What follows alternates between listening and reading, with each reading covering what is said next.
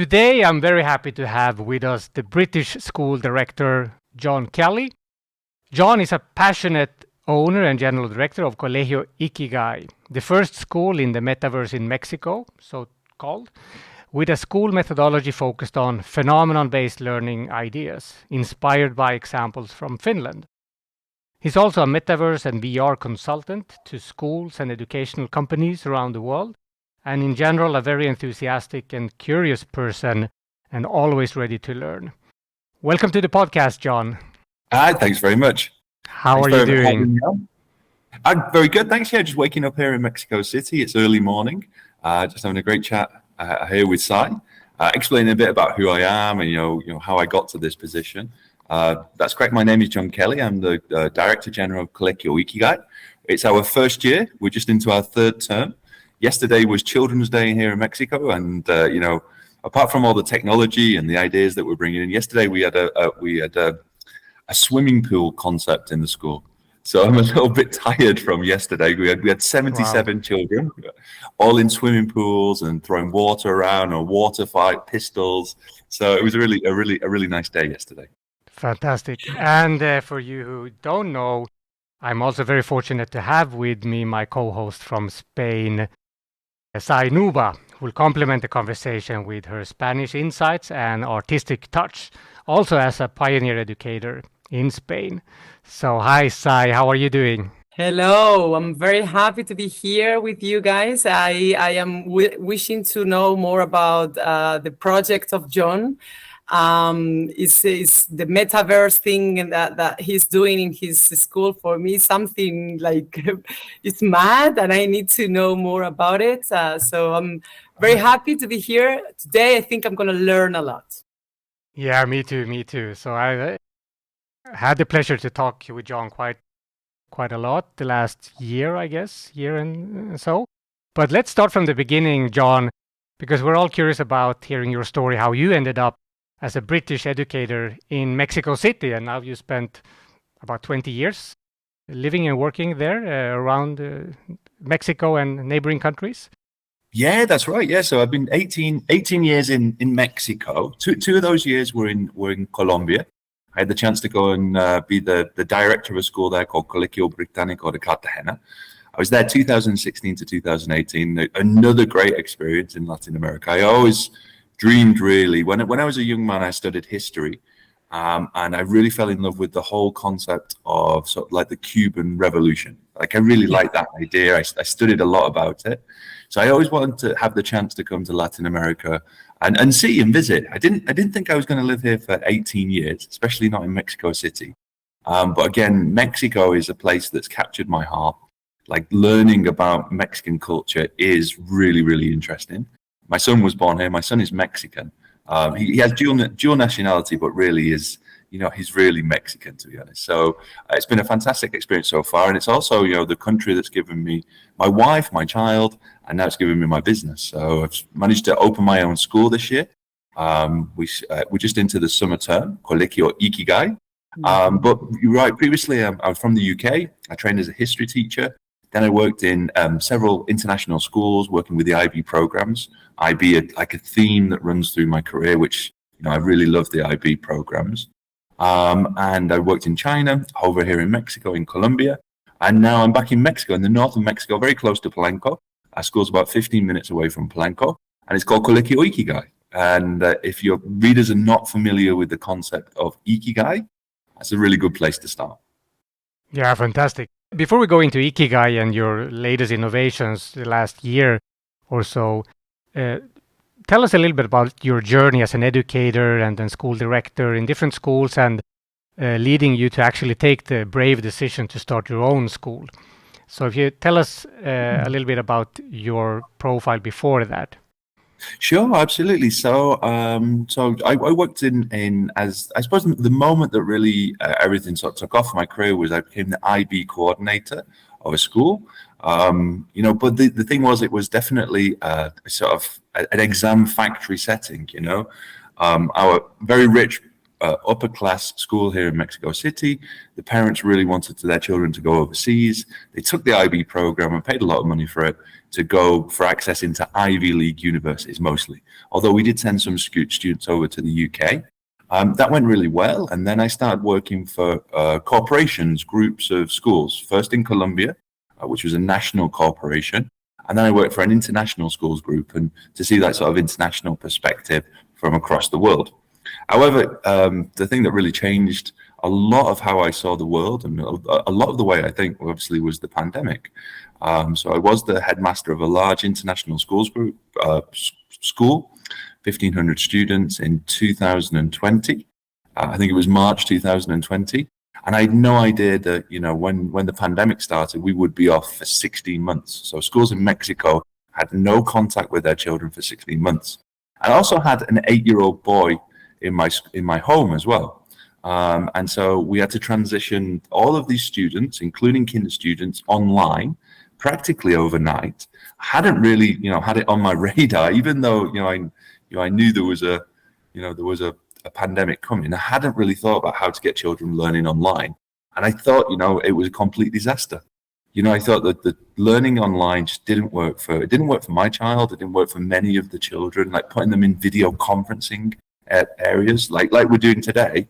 It works for adults, but it didn't work for this sequence of, okay, like jump into let's go to Zoom, your history class, Zoom, your geography class. Zoom. It just wasn't working. And so that was round about Easter 2020. I just started investigating what else could be there if we were going to stay online for an extremely long time. Because if you remember back in 2020, around that time, we didn't know if we were going to be online for a month or for 10 years. So I thought it was like really important to start investigating what else could be out there. And because of my interests just generally in Web3, I was really interested, and I still am, in sort of cryptocurrency and the DeFi world. That DeFi space for me was really interesting at the time. I started to look into this concept that I found called the Metaverse. And that's where I started my journey, which eventually would affect my school.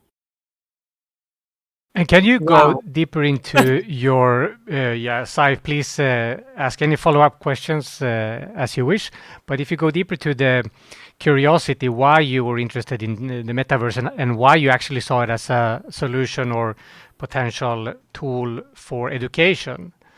How was that connection? I mean, you were technically interested. Did you have any technical experience in the school environment since before? No, I mean, so if we're looking at like this change from what we're calling like education 3.0, education 2.0, which was, basically a classroom with sort of technology bolted onto the classroom.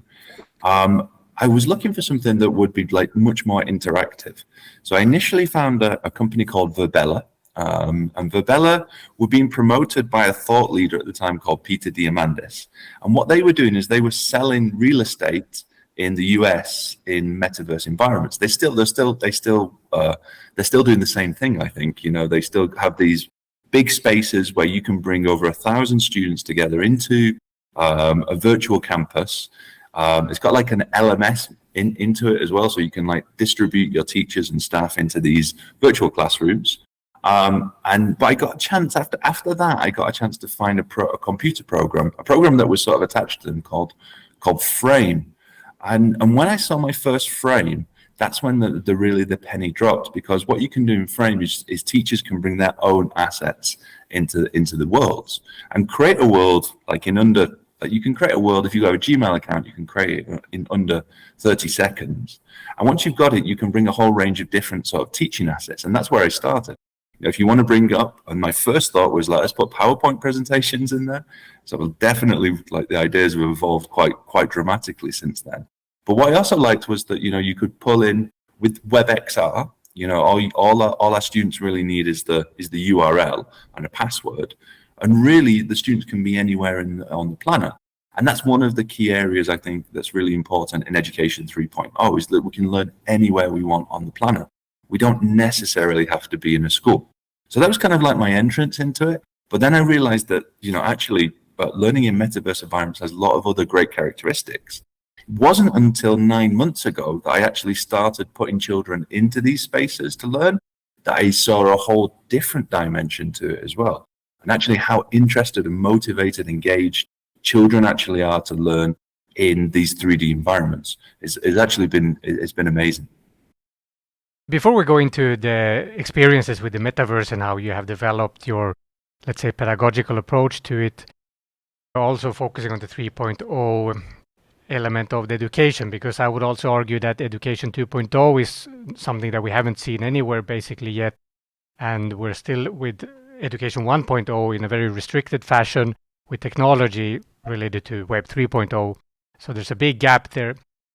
But before we go into that conversation, I would like to hear more about your foundation of the school and your, let's say, ideas regarding the curriculum, being also an academic director in your own school.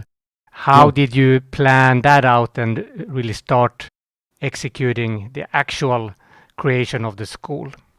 Well, it all started, I read a book which was called The Philosophy of Ikigai, and I read that during the pandemic, actually. I'd never really come across it before. But when I saw the map, and it's kind of like it's been sort of bastardized by the West from the East for sure. But it has this map where it's like an intersection of what is your profession, your vocation, what you're good at, and what you're passionate about. And your Ikigai sits right in the middle.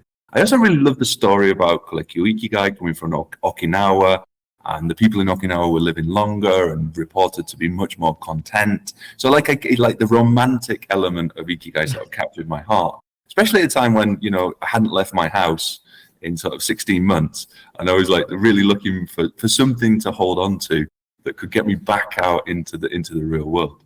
But obviously I looked at the philosophy. I really enjoyed the philosophy, but I also looked at the map and I thought, hey, that would be a great map. What I'd really lost with my child during that period was a passion for learning. My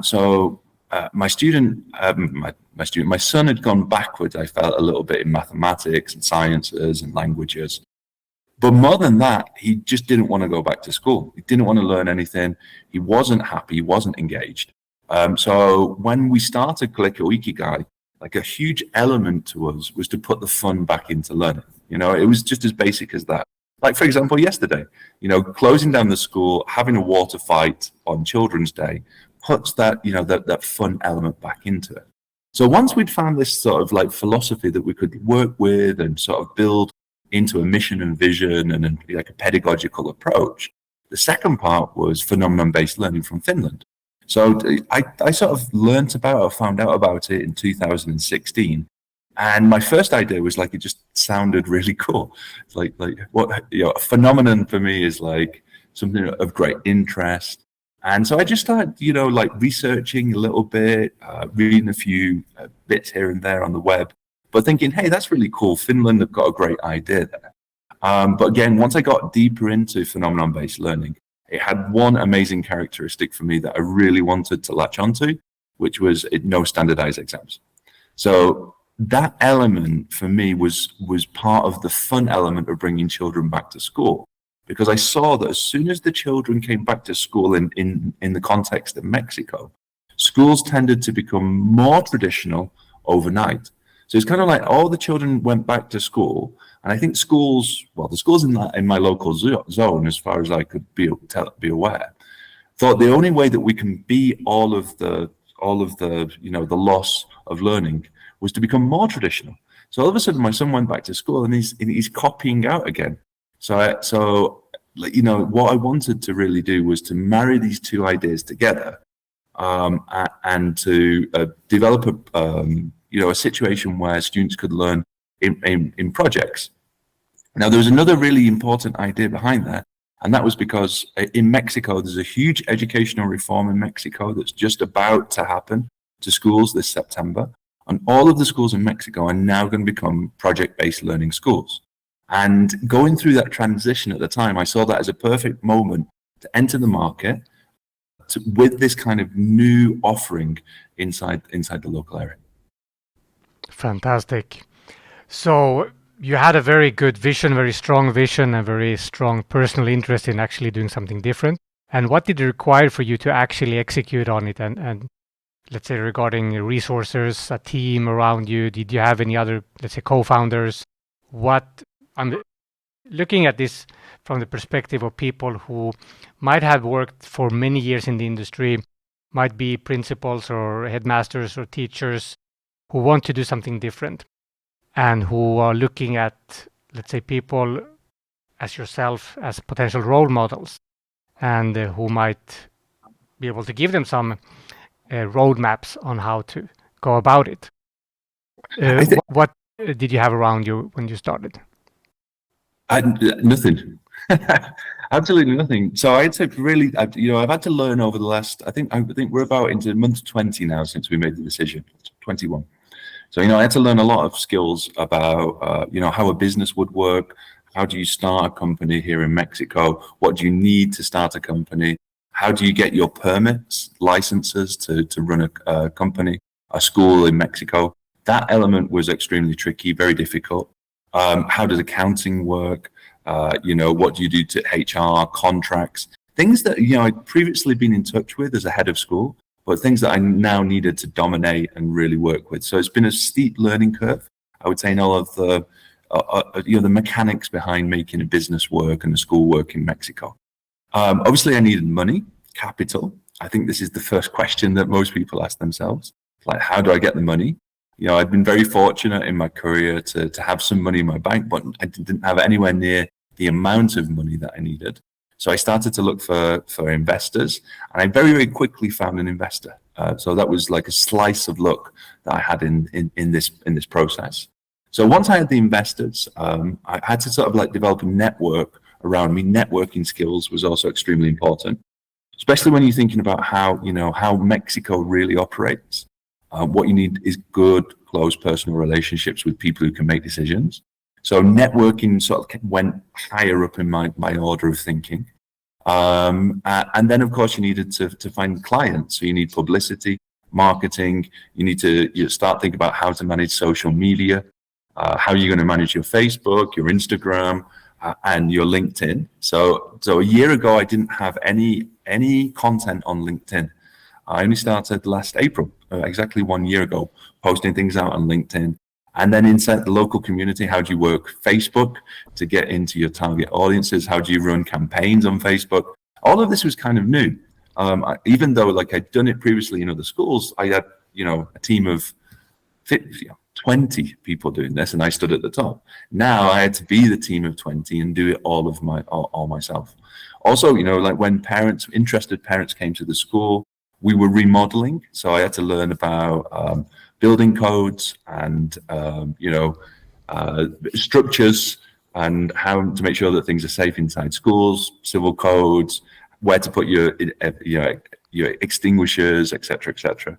So there's been a great learning experience, because it was basically me and my wife who did the whole project from scratch. So to actually open I think we opened on the 28th of August 2020, actually was a fantastic moment to go through this sort of like pressure cooker of problem after problem and solution and problem, etc., etc.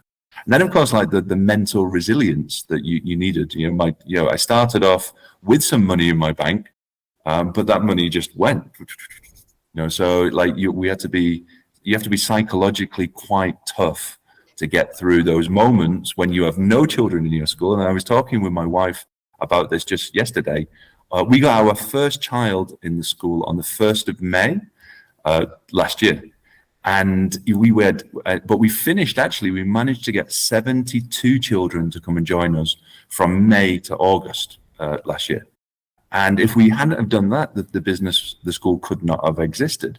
Because every business has a break-even point, and as you know, in education, that break-even point in school is like how many children are in your school. So we had to talk about finances. What do we do with the money? Run a nomina. We have to pay people now. I remember the first time we had to pay people. Like I didn't sleep the night before because I'd never done it before, and I couldn't get any of the numbers incorrect. So there's like a whole range of things. But now we're coming to the end of our first year, and we got incredible interest in the school, incredible interest. And a year before, I was really, really worried that the idea of saying to parents that yes, we're going to have an evaluation system. And we have quite a really rigorous evaluation system actually, but we're not going to put any emphasis on standardized exams. I didn't even know if the market would warm to that, or Mexican parents would like that. Mexican parents, Mexican culture tends to be quite traditional, quite conservative in that area. But the other day, I actually had someone knocked on the door of Colegio Ikigai, just walking past, and I opened the door, and it was a parent, and they kind of opened the door, and they were like, "Is this the school where there's no exams?" As if they were looking for an after club night, a nightclub or an after school party or something. So I was like, "Yeah, come in. This is the place." That's fantastic. Can you come in? But let me explain how we evaluate, because we do evaluate children, we just want to dial down that standardized exam piece. And actually, what's happened now with artificial intelligence in the last 3 months has actually given me ammunition more for the model that says, artificial intelligence can create content. What's the point of, putting emphasis on content in exam? Yeah, I would like to go deeper into this a little bit later in this episode. But before we do that, talking about AI and cheating on exams and so on, and evaluation systems in general, and how you evaluate, let's say, put value on different things in the learning versus evaluation process. I'm very curious to hear more about your position on that when it comes to the digital world that we live in now. But before we come into that, I'm very curious about going a little bit deeper into your passion and your very strong interest in learning, because it really takes a lifelong learning perspective, a strong willingness to learn something new, a passion for learning that we've talked about before, that most educators who don't innovate or who are afraid, so to say, of this digitization and artificial intelligence and so on, they might just have this general resistance to new things, or to actually have to learn something new. And here I think you are a very strong role model, where you actually can show how your curiosity to learn new things, knowing nothing in a particular area, and then just going deep into the learning experience, has been fantastic. And if you can, let's say, flesh out this area a little bit, taking into account how you didn't really have a network in Mexico, not being a Mexican, not maybe speaking the language at the time too well, and how did you, and then being in a culture where the networking, the social element, is so important. And then also taking that to the digital space, because I also see that you're one of the most active educators on LinkedIn, and a fantastic networker online, and using English, of course, as a main language, but being in Mexico and doing the networking and building relationships in that kind of environment, how did you go about that? Yeah, absolutely. So I think the key for any educational leader, a school director, or anyone who's in education and is in a leadership position, is that they need to be leaders of learning. That's the first and most important thing, right? Yes, there's a whole load of stuff that you've got to do inside the school, marketing, publicity, health and safety, et cetera, which is vital for the school to push forward in a private school and setting. But you should be a leader of learning. And a leader of learning means that you need to stand up and be in front of children on a weekly basis, let's say. I teach all days Tuesdays and all day Wednesdays. And it's vital, because you can understand where the children are coming from, where your teachers are coming from. You can see the pain points, you can see the pressures. You can realize that it's still a difficult profession. It's really, really hard to capture the attention of children in this day and age. But if you give them the freedom and liberty from yourself, I'm in a unique position because I'm the owner and the academic director of a school, which is very, very unique, because you can literally find something and put it into the class the next day, and that's very unique. I worked hard to get that opportunity, though. I put the years and years and years of practice into how to become a school teacher, to get the chance to say, hey, we're going to put artificial intelligence into the classroom today, because I think it can work. So I think that's one interesting thing.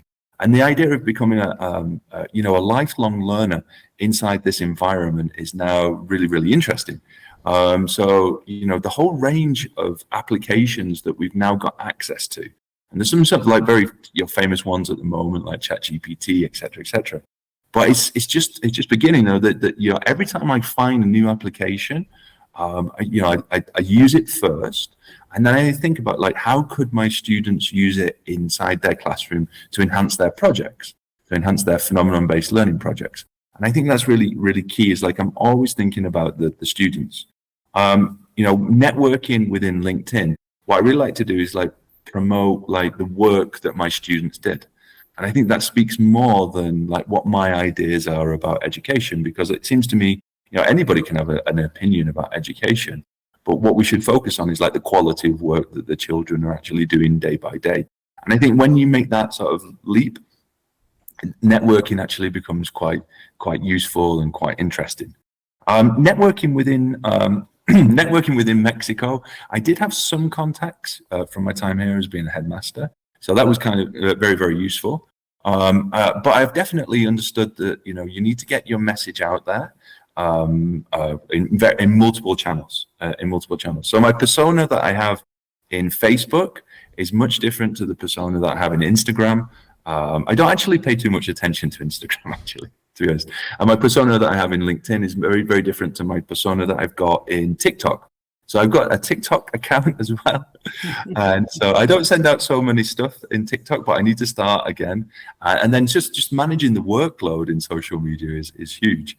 But I think also being authentic, having a real message to say, I think is vital, right? To cut through what generally comes out in those messages, and telling an honest story. I think Colegio Ikigai is an interesting concept and could grow bigger and get stronger. And definitely I would love to see that happen within Colegio Ikigai. But also it's like, I wanted to kind of like stand as a bit of a message and a bit of a beacon in other ways to say to educators that, look, I started my career as a teaching assistant. When I was 19, I worked as a teaching assistant. That there is the chance nowadays to do and to go on that journey and to start your own school, or to become an entrepreneur, or to be an edtech entrepreneur. And there are ways in which you can have like direct impact in the lives of the children, the lives of the community, that would really have an impact in the lives of the people that we want to really direct. And I think the time is right. During the pandemic, another sort of great insight that I had about the world, which, like, when you say it out loud, doesn't sound like a great insight, but I always thought, I don't know if you guys feel the same, but I always thought someone else would solve climate change. I always thought someone else would solve poverty. I always thought someone else would solve world conflict. And I realized during the pandemic that our governments are not going to solve these problems.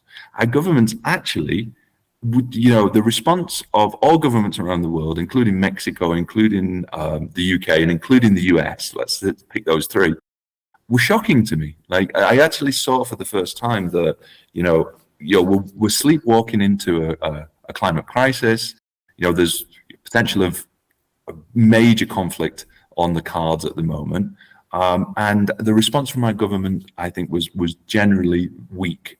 So that changed like the way that I looked at the world, because I also thought, hey, actually, we're actually all really much more interconnected than I actually first thought as well. Small mutation in a genetic code in China, and the whole world's economy has just collapsed overnight. Like the world faced like its kind of like first major test, and we failed. We completely failed in the era of technological revolution. We scored 0, I think, on the COVID test. And so what I can see is there's bigger challenges coming for us in humanity. And the only way that I think I can really help is by trying to change the educational system, or improve the educational system that I can see the flaws in.